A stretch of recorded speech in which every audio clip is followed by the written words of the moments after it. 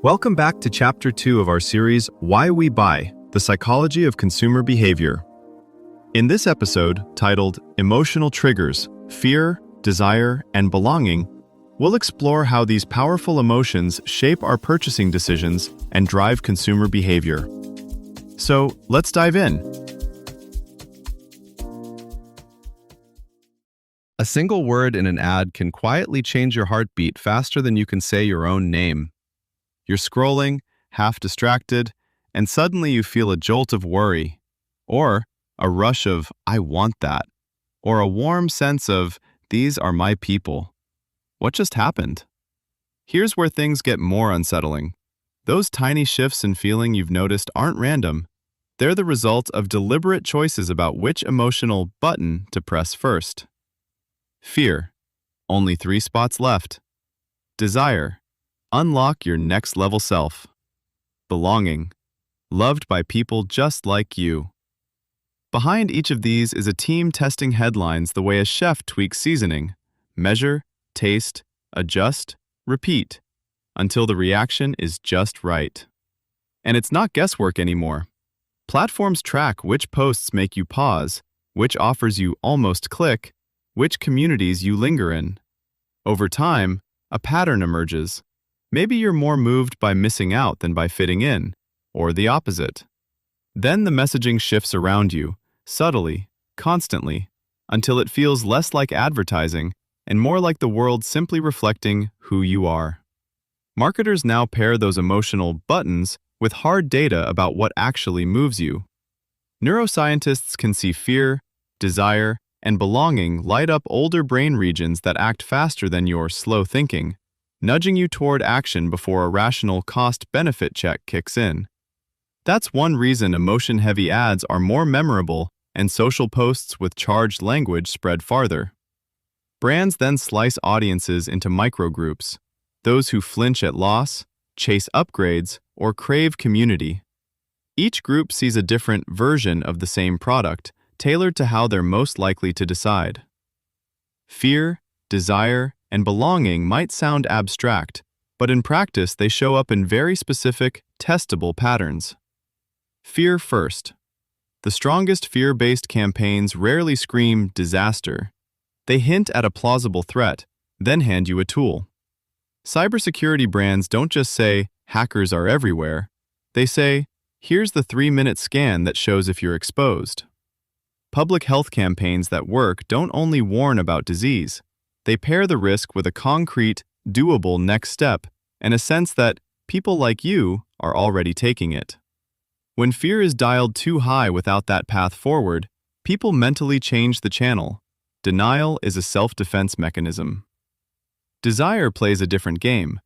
It's not just wanting stuff. It's about a better version of the self you already imagine. Luxury brands sell the feeling of having made it. Productivity apps sell the calmer, more in control you. Fitness tech sells the story of future confidence. Story-driven formats are powerful here because they let you see that upgraded self in motion, with obstacles and little victories, not just glossy end results. The details, what the character notices, struggles with, celebrates, quietly signal who this fantasy is really for. Belonging weaves itself through status symbols and inside jokes. Membership programs, limited drops, invite-only betas, niche communities on Slack or Discord, all of these say, in different ways, there's an in-group and you could be in it.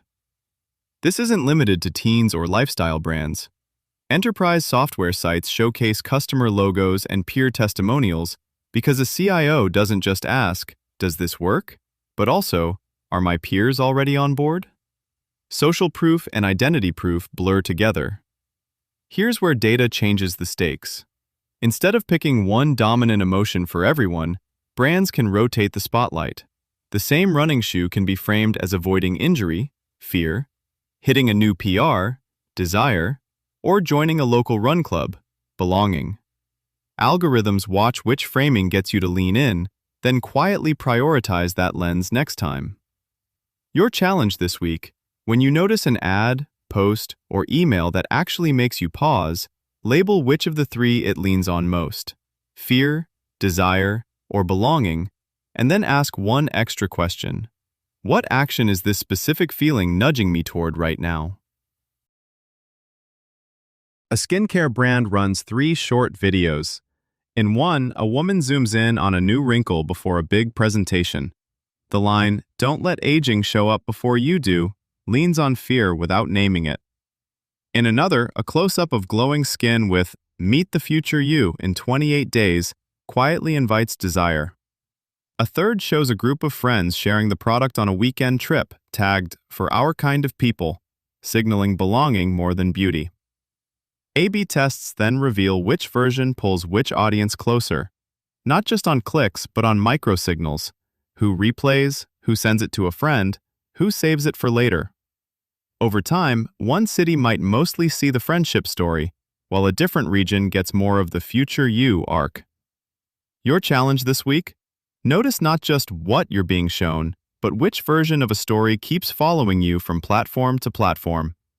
As these tools mature, emotional tactics may start to feel less like ads and more like weather, always there, quietly shaping your day.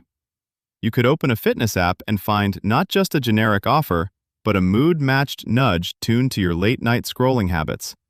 Expect new literacy to emerge, people comparing emotional tones of brands like they compare ingredients in food, and creators learning to defend their own boundaries while still crafting work that moves audiences.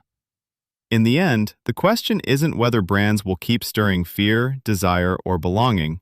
They will. The real frontier is how you respond.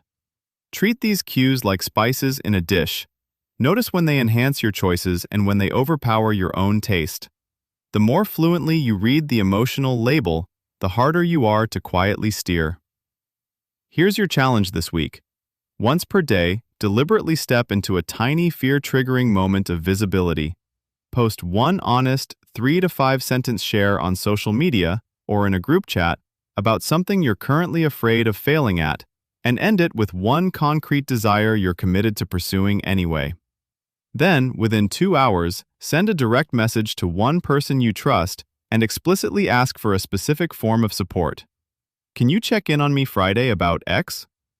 Track how many responses you get and notice which messages make you feel more seen and connected, not just liked.